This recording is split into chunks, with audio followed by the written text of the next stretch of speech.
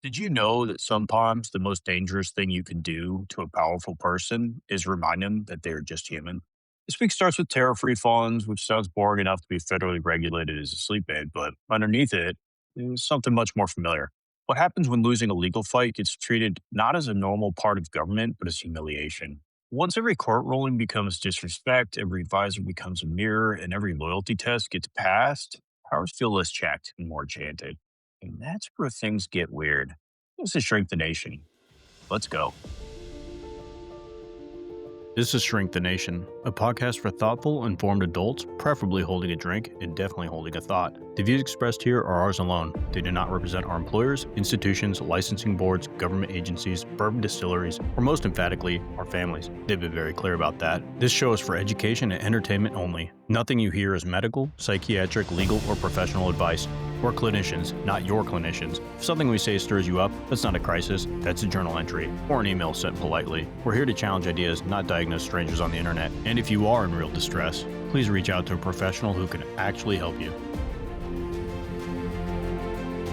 All right. Hey, I'm David. I am a board certified psychiatrist with over 20 years in the military. Still early in the morning, drinking coffee, but I do have this coffee cup, Rob, if you can see it, that has a passive aggressive message for you. A direct tie back to the fact that you made me wait I did. a half I did. hour here before we started this episode.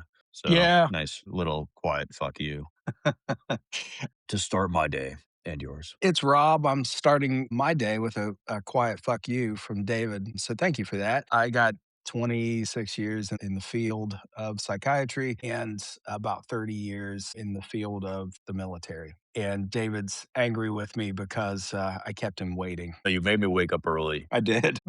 Yeah. So I've had lots of coffee now. I could have given you the warning last evening, probably. Yeah, it would have been nice to have got a Yeah. warning prior to. Hey, sleep in 30 more minutes. It's not my fault you're on a stupid time zone. Probably wouldn't have, to be honest. I would have probably still woken up. My alarm didn't even go off. I just got out of bed. We'll sweep that under the rug. Take subtle digs at you for the rest of this show. Keep being passive aggressive, David. That's cool. I will. I'll be completely oblivious to it. You just keep doing it, though. To date. Okay, so there have been some news stories about tariffs for anybody who has been living with their head in the sand. There were tariffs that were initiated last year. Some of the tariffs were implemented under the IEPA, International Economic Emergency Powers Act. For anybody who wasn't aware, the Supreme Court struck those particular tariffs down. That was quite the hit at Donald Trump. But now, just recently, Customs and Border Protection has started to accept electronic refund applications for the tariffs that were paid. And now we're finding that several major companies have yet to seek out the refunds, which was asked of Donald Trump his thoughts on those while he was on, I believe, CNBC Live. And his statement was essentially that he would remember those who chose not to seek out refunds. So there we go. It's interesting for a lot of reasons. Yeah. I think for the challenges that come with bureaucracy, one of the benefits of bureaucracy is that it depersonalizes certain things, that bureaucratic systems function as they do, not because of interpersonal relationships, but because of responsibility and rules and laws that dictate what they do. And what we're seeing here is the softening of that. We are ostensibly at least, a nation of laws. There's an ideology, there are laws that support said ideology. And this is yet another example of this sort of interpersonal, psychology driven behaviors that is not the realm in which governments or bureaucracies function best. God, there's so many different interesting pieces of this. You have a policy that was deemed not legal by the Supreme Court. And one of the big questions I think that was posed even while they were looking at it was, well, what the hell's going to happen to all the tariffs that were already collected if this is deemed not appropriate? The answer is now you can apply for refunds. To bring you back to the day that the Supreme Court decision was announced, if we remember the response that Donald Trump had, he took it very personally. He's very upset the Supreme Court had ruled against him. This is just a remnant of this particular administration that I feel like I have to remind people of the behavior that was there, because there's been so many things that have happened since then that are just beyond the norm that we're used to with this level of politics, that you got to go back and be like, oh, yeah, remember that he held this press conference where he was becoming very unhinged and he was upset. He made accusations about the Supreme Court being in the back pockets of foreign adversaries. And yeah, so that happened. He was opining throughout that entire speech that he was going to have all these other ways to implement the tariffs. So it was clearly a humiliation for him to have lost that battle, even though I think a lot of people maybe would have expected that the International Economic Emergency Powers Act wouldn't apply to tariffs, especially since Congress has the authority to implement taxes, which a tariff is tax. Little thing that we call the Constitution. Yeah. In all fairness, we haven't heard much from Congress lately. You kind of forget about them being a third equal branch of the government because they're not there. Are they? Well, they're supposed to be, right?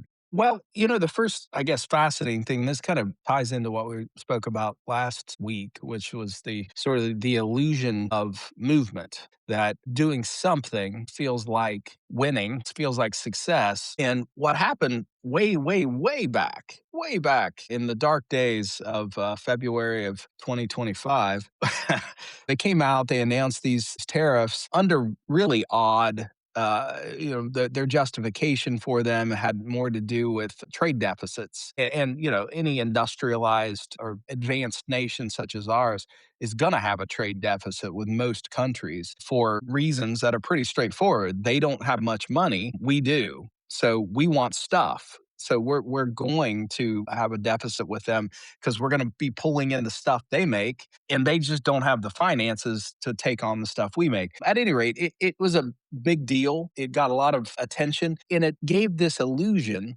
that something was happening. And so much often in politics, when you talk to people about what they hate about politics or what they hate about governance, is that this sense that nothing happens because everything happens slowly. And there's so many checks and balances, and it ends up feeling like nothing is happening. It's you go out west to some of the state parks, over a millennia, the wind and the dust creates these wonderful landscape features, but it doesn't happen quick. And that's kind of the nature of our government. Nothing happens fast. It goes slow, and it's supposed to go slow. It's supposed to have checks and balances. There's supposed to be debate and disagreement, and that's the structure that keeps us on the rails. This felt really fast. This was, we're doing something. Even though most economists said this is dumb, this is a tax on the American people, this is not serving a purpose beyond that.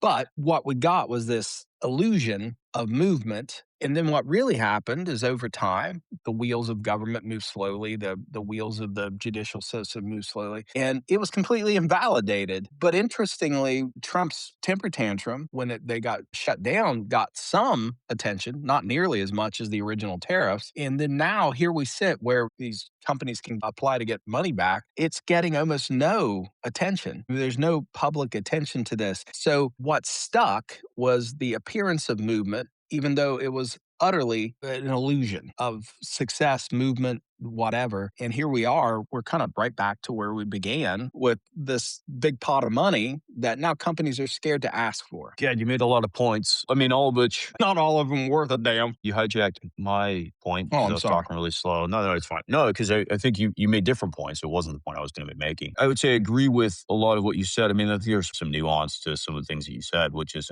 not a bad thing. If anybody is sitting in their car screaming like, what about X, Y, or Z? Well, I guess it wasn't really the point of everything you were talking about. Like, not all economists agree that it was a bad thing. But I mean, some economists who really liked the idea of tariffs didn't like necessarily the way that it was implemented, just kind of like a flat across. Somebody appeared to use AI to just come up with a list of what the trade deficits were based off of some, kind of probably faulty calculations to come up with the percentages. And he did back off a lot of them almost immediately once the stock market was impacted by the fact that people were kind of worried about the tariffs. But yeah, the sense of movement, and I agree with you, and I didn't really think about that perspective of the fact that the sense of movement still kind of exists as that memory in the back of your mind of like, well, this happened, something changed. The fact that it's kind of getting reversed wasn't totally glossed over, but it didn't have the same impact. And so that sense of movement still sort of exists. What's interesting at this point is that sense of humiliation, that sense of loss, still very much exists in the back of Donald Trump's mind. And so for him to publicly state that he will remember those companies who do not accept the refunds, it's a backhanded threat. It is what it feels like. These are the type of things you would expect to hear from a wise guy, right? Like, yeah, yeah, we got a long memory. But why? We know what it he's made this threat. It's a humiliation for him. What drives that for him? Why is this such a damaging thing to him? Most politicians are so used to the winning and the losing just to get to that level. You know, they lost some elections, but normally win most of them. They know that that's the game of the system is that you're not going to win 100%. In fact, I think it was even Ronald Reagan would say, fight for everything, but we'll take 70% because they were all about compromise. And they knew that in this grand scheme of the federal government, because there are those checks and balances and those different arms, that you're not going to win everything. To be clear to our tens of listeners, Donald Trump's tariffs didn't all get turned down. It was just the IEPA ones. So it's not that all the tariffs went away. It was just this one subsection of the tariffs. And if we're being honest, the amount of refunds is like $166 billion, which to you and me, that's a ton of money. But I'll to take our it. federal government, the budget of DHS is like 200 billion, right? Like the budget for the military is damn near $1 trillion. So Mhm. $166 billion coming in through tariffs, like that's not even a fraction, a reasonable fraction of our GDP. Why does he care that much? I mean, we could talk about why he even thinks tariffs are going to be like save the country from a money perspective because they're just not. It's a tax on the people. But 166 billion, it's a rounding error at the federal level. It is, if we want to roll back to that, sort of a fascinating thing to settle in on tariffs because it is such a minuscule, and I mean, it's a ton of money. It's a ton of money to you and me and our tens of listeners. The idea of someone handing me 100 and whatever billion dollars, oh my gosh, it's beyond my imagination what in the world I could do with that. But from a U.S. government standpoint, it's not that much, and it was never going to be, and it was always going to impact you and I, our tens of listeners, the average Joe. It was going to affect them way more than it was going to affect any of these companies. Well, no, that's not entirely true. Small companies, large corporations, it wasn't going to matter. Yeah. If you're Apple and you're worth $1 trillion plus, if you're Nvidia and you're worth 3 trillion, $1 billion, $2 billion, you're like, whatever. Like Yeah. that to stay in the good graces of this administration, who gives a shit? But the question is, why does it bother him that much? That's the question I think we should dig into on this show, on what we do, and we're supposed to be doing is asking that question and hopefully answering that so people can go, oh, so why does he care about this rounding error? Yeah, let's dissect that a little bit. Let's talk about normal and then we'll talk about what we saw. So, historic normal is that an administration would have vetted these ideas through their legal department. They would have gotten opinions. They would have went through the process of this is the likely outcome in the long term. Most legal experts would have said ultimately this is going to play out with a Supreme Court and they're going to deny this. So, why invest in it?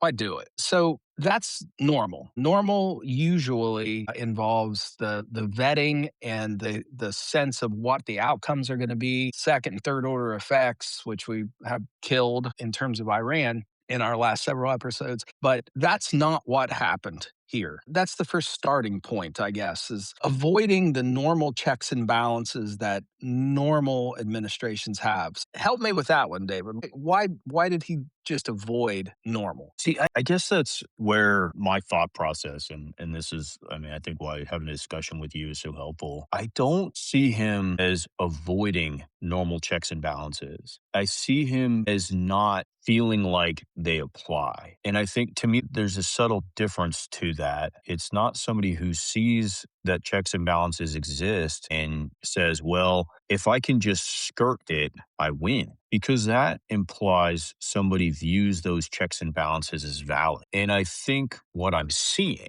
and challenge it, please, if you need to, but what I'm seeing is somebody who's kind of buying into the unified executive theory and then some. So, the unified executive theory is this idea that the Constitution gives the president this sort of ultimate power over the executive branch, and that they can use the executive branch to just sort of be their instrument to do whatever they want. But what I think we're seeing is that he's taking this to a new level where it's not that the executive branch is an equal partner within the system. It's that the executive branch is in charge of the entire federal government, and the other two branches are really there to support his decision making, not challenge it. And so I don't see him as trying to skirt the challenge of the other branches. I don't see him as trying to avoid their authority. I see him as not valuing that authority as being equal or even valid when it doesn't agree with him. Like, they're not Mhm. doing their jobs if they question me. It's not the same. And the truth is, I think Congress has really done this, right? Congress has definitely acquiesced to his decisions. They very rarely challenge him. If put into a position to challenge him, they will typically avoid the vote. They didn't want to vote on tariffs. I'll bring people back. At the time that the tariffs were implemented, there was the ability for them to at least have to vote on whether to continue them or not, because they would have had to have challenged that vote within a certain number of business days if somebody had brought it to the floor. And what they ended up doing was turning off the clock on what days were actual business days so that they never had to bring a vote to have to show which Congress people were for or against the tariffs, because they didn't want to show the world or themselves or him how they would actually vote on tariffs. So I don't know that it's just him. I think Congress is helping this. I think a lot of the Supreme Court's decisions, a lot of them do go in his favor, but they're using the shadow docket to do it, where they don't have to explain why they're ruling in that direction. They just do it. And it's interesting. I mean, it's just fascinating. So, all right, to our tens of listeners, yet again, I'm going to tell David he made a good point. It's a rare, yeah, rare experience. Doesn't happen often. When it does, I'm always a little bit gobsmacked. Like, gosh, he's so much smarter than he looks. At any It's like rate, watching a monkey type out a an infinite number of monkeys on keyboards will eventually create art. So, at any rate, because you're right, I oversimplified it. I said they didn't think about the second and third order effects. They clearly did. You know, whether you agree with their politics, whatever, there's enough smart people there that I'm sure the second and third order effects were discussed. The potential risks were discussed. There are economists who can make, Oren Cass is one of them, who would make an argument, a very decent argument as to why tariffs can be beneficial to our country. Now, typically it's targeted tariffs. He will bring in the caveat that this would be the best way to do it, to target things, because the CHIPS Act, and that was bipartisan, and it was very effective and it was very helpful to our country. There is the ability for tariffs to be beneficial when used in a controlled manner. So that's the big caveat. Now, not all the arguments are sound, or they start to then caveat into, well, but it's not possible to do it exactly that way. So just throw that out there. Sorry. No, no, I concur with you. And that's, I think, where we can get locked up because we can justify this. It's like trying to untangle spaghetti at this point. There's just so Well, many things. Let's just say there was a good dish and move on rather than talk about each fucking strand. yeah, indeed. And we can absolutely get locked up as intelligent, thoughtful individuals to justify abnormal in terms of normal. Let's think about Donald Trump as a reality TV star. That's where he found his most enduring success. And I realize he was a billionaire and whatever, but he's the P.T. Barnum of humans. His self aggrandizement has been the key to his success forever. And, he started back in the 80s doing this when he would, call into gossip newspapers or gossip magazines and drop tips that he's dating beautiful women. Anonymously, yeah, anonymously dime himself out. Yeah. Yeah. So even though the second and third order effects were probably discussed and probably discussed at length, what we see is that the first order symbolic victory means more than actual true victory. But why? And I think that's okay. Yeah, I get that. We get that. And I mean, it's clear that he wants to win. Like, he doesn't like to lose. Symbolically win. Yeah. Yes. I'll give you Yes. another, real straightforward. We've already talked about this. The symbolic victory of having someone else's peace prize given to you. That's symbolic. It means nothing. It is purely symbolic. And the symbolic victory. Now, let's reel back. Let's talk about narcissism. Not making a diagnosis here, folks. I'm staying well within the bounds of the Goldwater rule. But let's say theoretically, narcissism usually involves an individual who, at their core, does not feel good, does not feel good enough at their core. And what they end up projecting to the world is their sense of perfection, their sense of what power and what success, what being, a good person looks like. To narcissist, symbology counts way more than reality because fundamentally at their core none of this is real and none of what they're showing the world is truly real. It's symbolic. All of it's symbolic. It's the look, it's the appearance. I mean, why does every woman in the Trump ecosystem end up looking the same? Because it's what he thinks looks like success or is appealing. So it's all symbology, and these victories are not real, and that's what counts more to him. And if you look at his life and his career, symbolic victories have always counted more. And it's the reason why he's had 6 bankruptcies. And yeah, he comes out the other side still the victor because, the way business works, you can go bankrupt and actually be wealthier for it. Where I maybe disagree with you a little bit. You can't argue with what you're saying about narcissism. That's how those function. Where I want to challenge is that the symbolic victories appear to be becoming more real to this administration. And what I mean by that is I'm reminded of a quote from a movie that, man, I loved when it came out. I probably still do if I were to watch it. But there was a line in 300, if you remember that movie, I do. where King Leonidas Yep. says, before this battle is over, the world will know that even a god king can bleed. What I'm getting from these responses from him is that it's more than a humiliation. It's more than a loss. It's this temporary, in his mind, confirmation that the power that he views himself to have isn't absolute. When the Supreme Court strikes down your policy as being illegal, and then you come back and try to find a way to make that decision by the other branch moot, it appears that he wants that humiliation, that loss to be erased, whether it's through their power just not existing or not really applying, because it's just, well, you can get your money back or maybe you don't. All right. A leader in the conventional sense, so what we've come to expect of our leaders, some of them, is that they'll ask, what are the downstream effects? This administration style, it doesn't necessarily prioritize what are the downstream effects.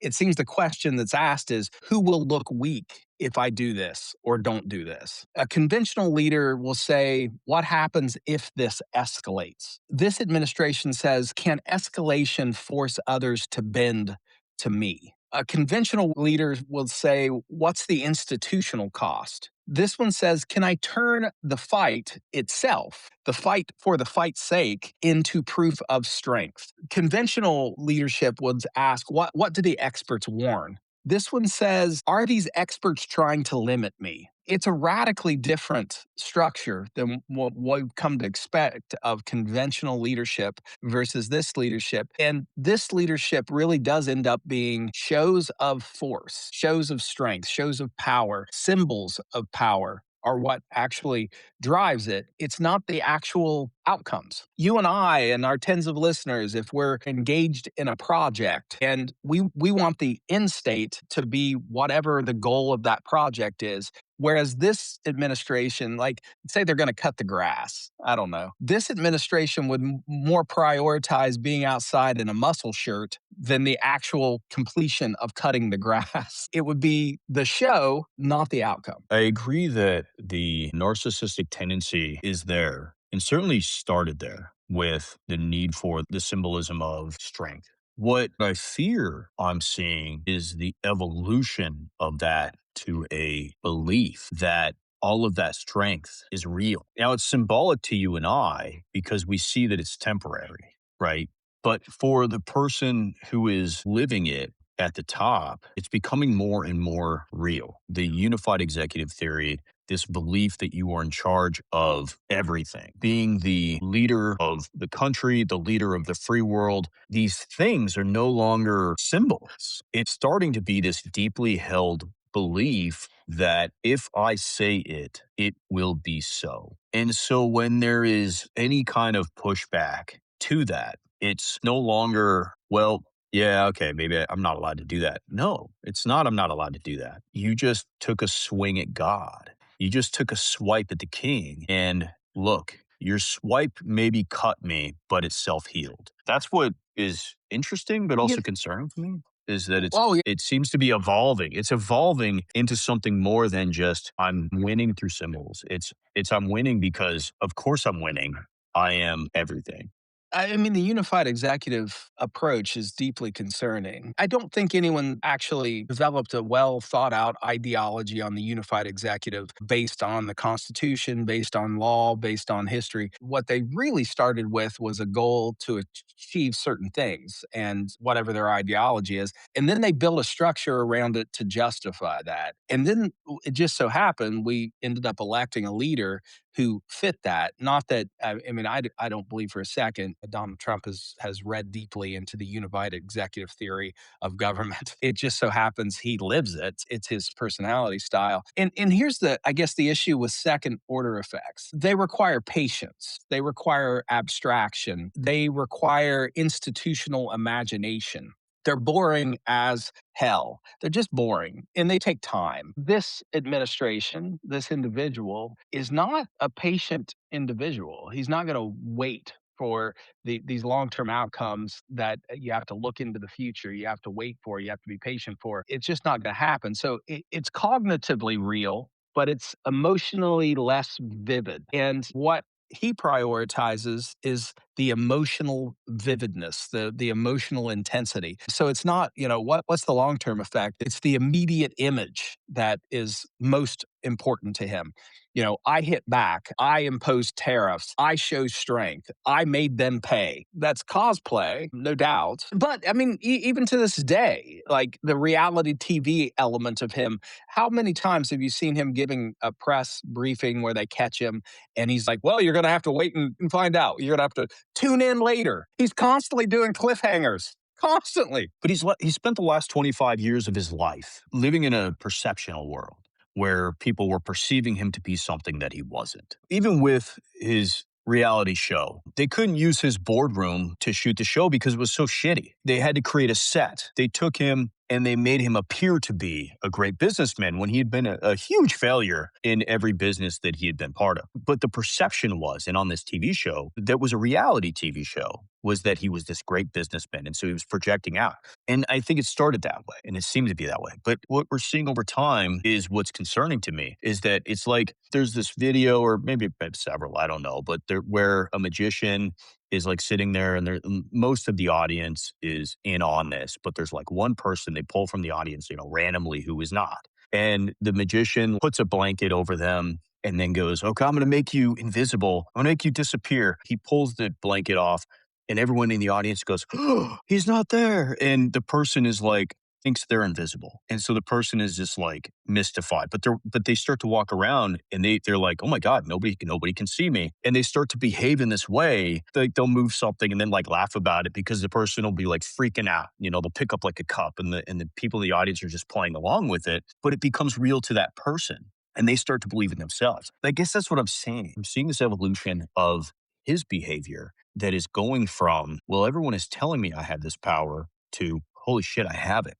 Because everyone around him is acquiesced so much. Like he's been surrounded by sycophants. And yes, man, to the point where if he says it and they do it, and the thing starts to happen, he becomes infallible in his own mind. And so when the Supreme Court strikes down a policy that he implemented and was very confident in, and they say, well, that's not legal, then all of a sudden the reality to him is like, oh shit, maybe I'm not invisible. Maybe, crap, this audience can see me. So he has to self-correct. He has to change it to, no, wait a minute, we can fix this. And so without cognitively doing this, because I don't think he's not thinking about this way. I think what he's saying is, I can get that power back through the actions of others. So you're hitting at a Jungian concept. So the Jungian archetype concept, and the archetype that we're actually smacking around, one that is incredibly popular. I can't tell you how many movies or book series are based on this archetype. It's the archetype of the average individual, the weak person who has an internal ability that no one knows and that they then discover. And think of Harry Potter. So this is the Harry Potter archetype, we'll call it. This poor orphan child who's mistreated and demeaned and has no authority, no power. And the whole arc of that series is him coming to understand that he had all this power internally. Now Holy shit! imagine. Spoiler alert, Robbie. Jesus. Yeah, I know, I know. If you look at least my understanding of his life, Trump's life, not Harry Potter's life, that I think there's evidence to support a life in which I guess he had a very domineering father who had high standards. And at any rate, and then you look at all of his bankruptcies. And what happened with those bankruptcies is that the downside to the bankruptcy, he learned how to socialize that. It became everyone's problem. It became the government's problem. They bailed him out. Bankruptcy, that's the nature of bankruptcy. It was, I don't pay my workers. They underwrote the failure, but the upsize was personalized. That he learned failure could be monetized if the story was controlled. Life became about a story. That wasn't really him. So, yeah, you start to get high on your own supply at a certain point. You start to actually believe, oh my God, I have power. I have authority. I'm smart. I know things other people don't because everyone's telling you that. And any hint that you're not truly invisible has to be smoothed over quickly. There has to be a defense to that because internally, you're not invisible. You know you're not. But when you start to believe you are, and people keep telling you you are, which is a beautiful analogy, actually, when you have these hints that you're not, you smooth them over. And that's what happened with the Supreme Court, that all this power that he thought he had, that all this whatever authority that he thought he had got challenged, and he had to throw a temper tantrum to smooth that over. He had to regain the story. What's the arc of this? You're not going to be able to predict the future any more than I could or anybody else. But what I'm getting at there is we've watched this person who's nearly 80 years old at the latter end of his life start to appear to believe. I'm not in his brain. I will caveat. I don't know what he thinks.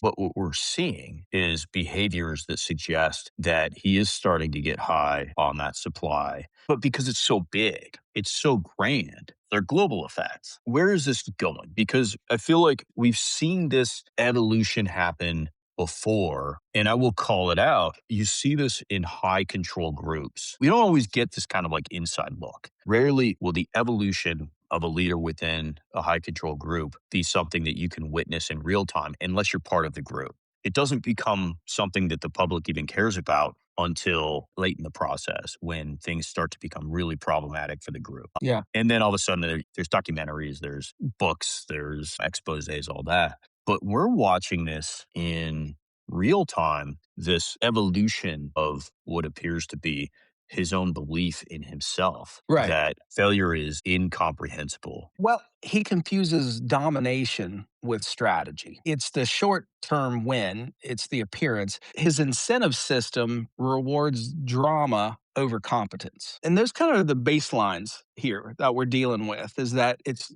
drama, the drama over the ultimate competence and dominance over a long term strategy. The issue is certainly he's driven to be on the stage in the front of the class. The problem is that when you get in that position, it's so much harder to continue to pretend to be something that you're not. And time always plays out that if you're confusing domination for strategic outcomes or you're prioritizing drama, that drama is going to win for a little bit. Ultimately, the lack of a strategy starts to stack up. And we're seeing it now. We're seeing the incompetence. We're seeing this exhaustion with the drama. When they first came into the administration, took over, that drama felt good to a lot of Americans because it was the illusion of success through movement. It was just lots of shit happening. But at a certain point, people just get tired of drama. You miss Joe, not because you necessarily felt like maybe you didn't think you did a great job. It doesn't matter.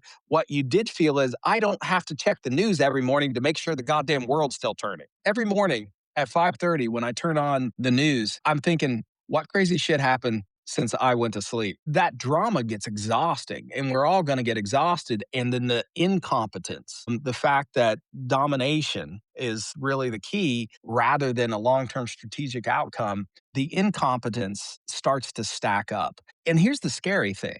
I mean, really, in the short term, in the next year, 2 years until we're done here, the incompetence will stack up. It's always going to be someone else's fault. So the cabinet's going to have incredible turnover, just like in the first administration. Someone has to be to blame because this incompetent decision after incompetent decision has to have some drama associated with it to justify it, some dominance associated with it, so that I'm still winning, I'm still a winner.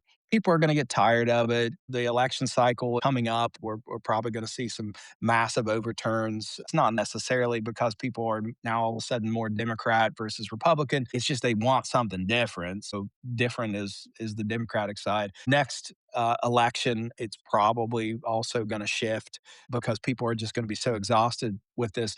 Where I am perpetually anxious about, though, is that incompetence, that lack of strategy has downstream consequences. Insulting our allies, threatening to take Greenland, doing the kinds of craziness that is happening, which is a show of dominance, does have a long tail. And that tail, we're going to be paying for years and years and years, recapturing the trust of the world. Right now, we're the crazy big buff guy at the bar who might punch anyone at any time, convincing the world again we're a trustworthy partner. We're stable. Our word matters, not just now, long term.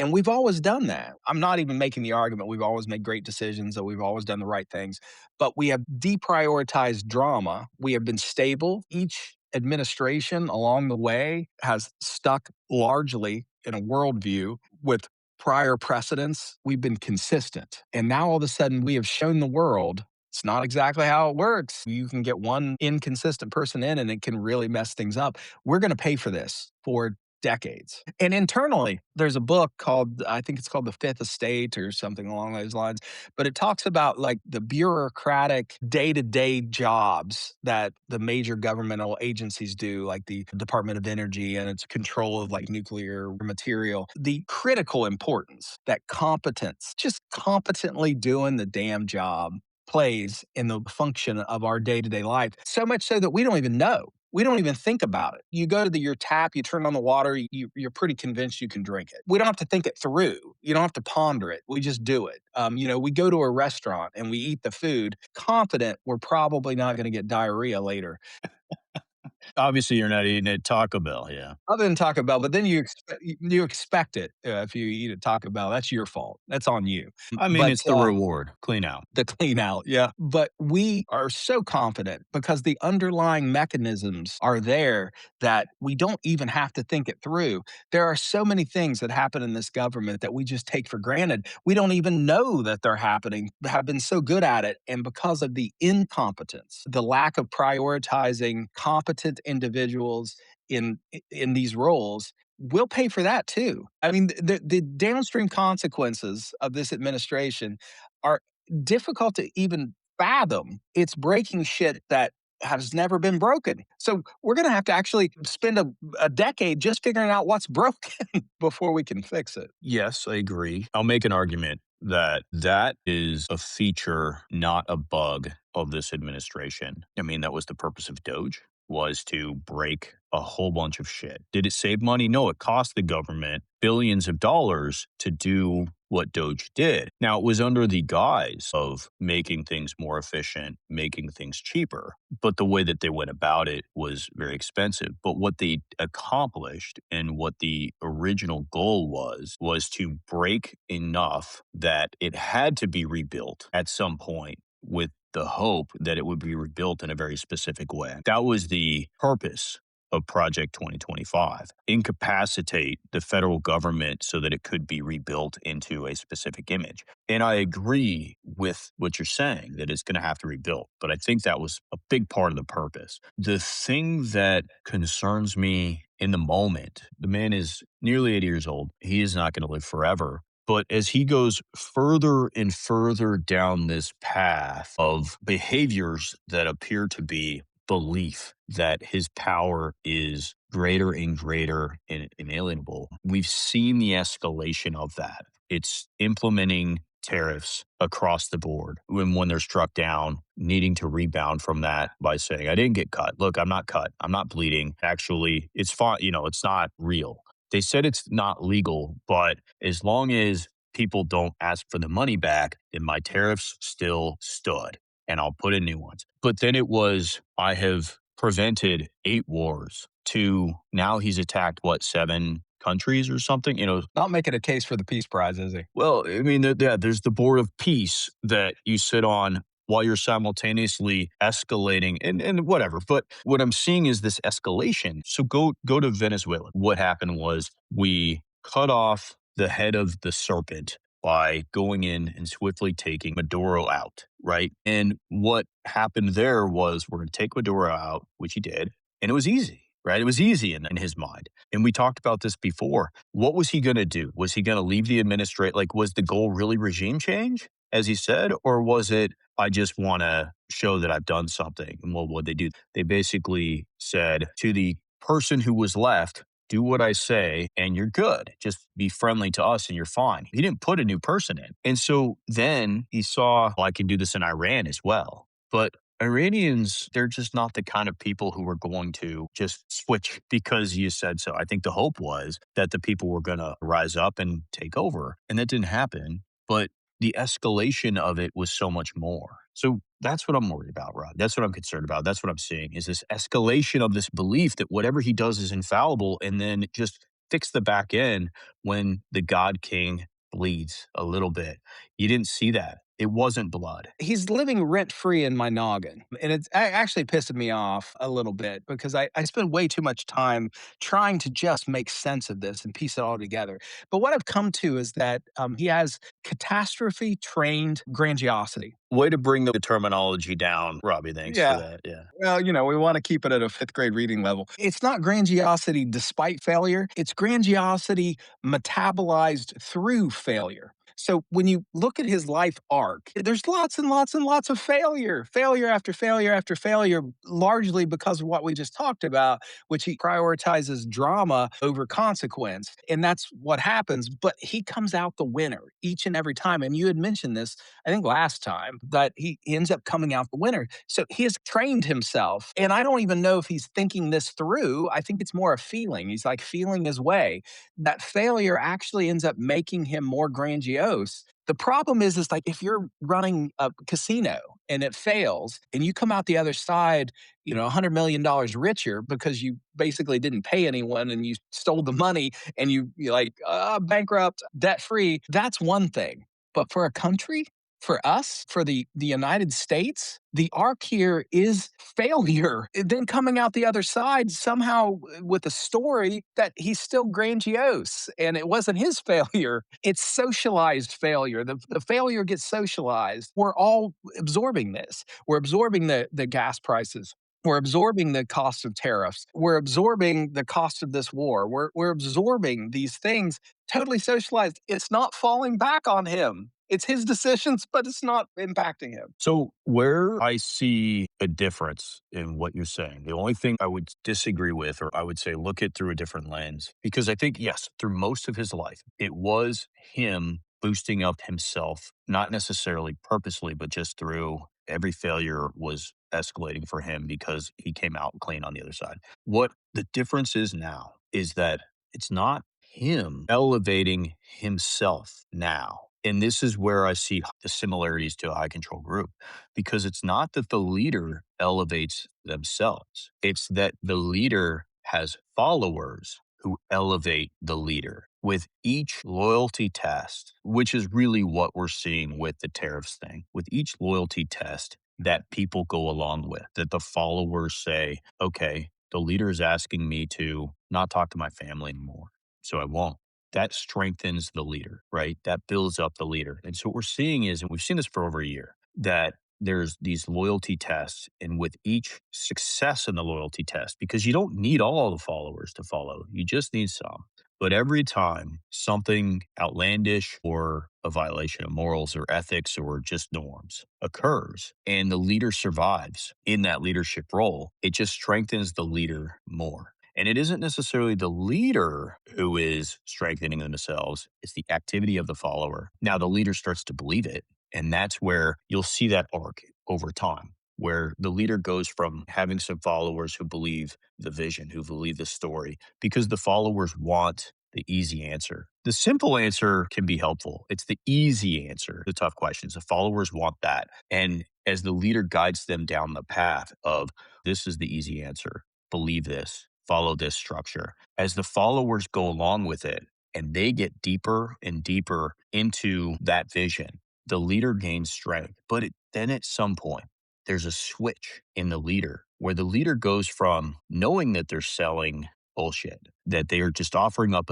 an easy solution to a complex problem and it probably won't work, to where as their followers follow along with them, they flip. They start to believe it themselves Yeah. and it becomes a reality for them. And that's what I think we're seeing. That's the why at this point, is that I think what we're starting to see, it's not him desiring more power. It's him having been experiencing more power. Congress has not done anything. The people around him are telling him, this is great. Keep doing this, to the point that it starts to become his reality. It's no longer, ooh, I think I might be invisible. It's holy shit, I'm actually invisible and nobody can see me. And if somebody kind of looks at me and I see that, that wasn't real because I am really invisible. And then it starts to transition into, well, why am I visible? Why am I so special and nobody else is? And it's because a higher power has gifted that to me. And then Mm. eventually it becomes because I am the higher power. That's what I'm worried about, is that it's going in that direction. Me too. And I concur with you. Gaining power is a second order effect. It's a downstream effect that requires some strategy and some planning. It's real tempting. It's real tempting. And I see this all the time on news pundits, et cetera, who want to pretend that Trump is stupid. And he's not. He's not stupid. He doesn't ignore second order effects because he's stupid. That's too simplistic.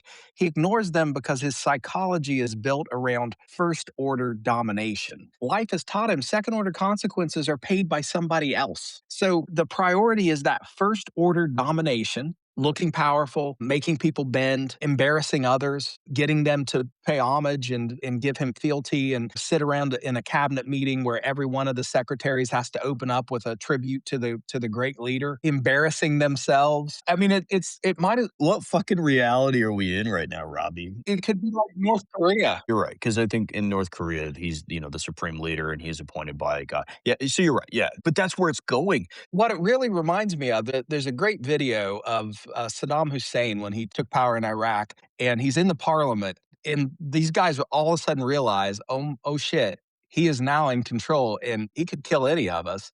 And they each stand up and like pledge their loyalty to him, and he's standing there with his arms crossed, just watching. Every time I watch news footage of a cabinet meeting, when you have to start off by basically telling the leader that they have the biggest penis in the room, and it smells of lavender and cedar and all that. Sandalwood. It is stunning, but as you just said, I don't think power for power's sake, because that takes strategy. That's a second order effect, is consolidating power. It is the dominance up front. And when he sits in those cabinet meetings, it's the dominance that he exerts over all of his secretaries when they pay fealty to him. And that's the first order effect. And that's the most important. The thing I want to highlight is that it begins with control. It begins with dominance. And then, if left unchecked, because I think one of the most important things to a leader in a high control group is the inner circle that helps to continue elevating them and kind of handles the stuff around them that might challenge their role as being the supreme leader. That inner circle is really important. But as that control and dominance starts to evolve or de-evolve, I suppose, into this belief system that everything that has been said about this person being divinely put there, it starts to become reality in their mind. It becomes their truth. The takeaway point here is, why does it get to that point? And the simplest possible explanation I have is because the person who is going through that is human, which, by the way, is probably the worst thing for the leader to acknowledge and accept, is that because they're human. If you or I were put into that position where all of our whims, our desires, anything that we say is affirmed, appreciated, loved, people are just telling you, wow, you're so great. You're so smart. Everything that you do is right. You will start to believe it yourself. You will eventually become that in your own mind as well. If you were surrounded all day, Robbie, by people who told you that you were the second coming of Christ. And you were like, okay, well, if I'm Christ, go get me a Pepsi. And they brought you a Diet Coke. Pepsi. Well, yeah, I'm being nice, but okay, go get me a Diet Coke. And that person brought you Diet Coke. And then you're like, okay, well, go invade Iran. And they're like, yes, eventually you would start to believe it too. Probably the worst thing to tell Donald Trump would be, you're just a guy, right? You're just an 80-year-old man. You are not fit. You are not svelte. He's one of the tallest presidents. Yes, you are a very tall man. Good for him. Your skin is not tan. You are balding. Like, your hair is ridiculous. It's been ridiculous your entire life. People make fun of that a lot, but it doesn't matter. You are just a human man. You're damn near 80 years old, and you go on these massive tirades that people completely check out for. In fact, probably one of your greatest assets is that people tend to not listen to you. You're just a human man. That would be terrifying to him, I think, to have that conversation. You're just a He guy. has those moments, though. Everyone has those 3 a.m. Moments. Yeah. We do see this Truth Social post, right? He goes on these tirades for hours and hours. I think he's having that transition of the belief, because in the daytime, it's all better again. Mm-hmm. And honestly, I wish people would stop trying to kill him. He's got to be the most assassinated, attempted president, at least. I mean, people got to stop trying to shoot this guy. I concur. But stop it, people. Stop trying to assassinate him. Just stop it. There's no place for violence in a democracy. There's no role for it. No, it's ridiculous. Like, all of it. Like, nothing about American politics is worth murdering anybody for, to be honest. Like, we talk Agreed. about this shit, but like, come on. It's ridiculous. All of that. But I concur. let's end there. Let's stop at assassination attempts. Let's move to a prescription. Amazingly enough, my prescription is actually directed to our great leader. He's got to stop treating the federal government like a leveraged casino with a nuclear service room. He can't keep walking up to the blackjack table, betting the mortgage, betting the supply chain, betting the Strait of Hormuz, and then declaring himself a genius because the rest of us got stuck with the tab. No, you're not wrong. I wish you would have said craps table, because it's a roll of the dice. My prescription is to his cabinet, which is, you got to stop dragging the fake invisible guy down the path of him believing that he's invisible. And it might benefit you being in the inner circle, but gosh, it hurts everyone else. We need a president who understands that he's fallible. And a big part of that is just people telling him that he's not wrong. Any good leader knows that they need somebody in the room, or somebody's in the room, to challenge their ideas. You can't formulate a full perspective, good plan if you don't know the counter arguments. And that's kind of where we're going. Stop viewing this human being as anything but, because that's what he is. And maybe that's going to be my mantra from now on, is Donald Trump is just another guy. Just a dude. I wouldn't say dude. He's an old man. He's just an old man. As my kids would say, bruh. He's just a bro. I mean, they'd say boomer. They'd be like, he's just some boomer. That's true. That's absolutely. He's just some boomer. It's gross. Anyway, He does love the 80s. He loves the 80s. He talks about them all the time. I'm surprised he doesn't want to bring back soda shops. We got to bring back the soda shops. Right. Back That's in how we my day. Make America great again. That's right. I think we've talked this to death, Oh, we have. although I'm sure there'll be more of it in the future, because I don't think this regular old man is going to go anywhere for a while. But hey, thanks for sticking around. Appreciate any likes, subscribes, shares. I think we're going to update the website here shortly at some point. Just make it a little bit, I don't know, up to date, new, fun. So check that out at some point. That's about it. Anything else, Robbie? Nope. I think we killed it. Yeah, we did. All right. Well, let's cue up that music, and we are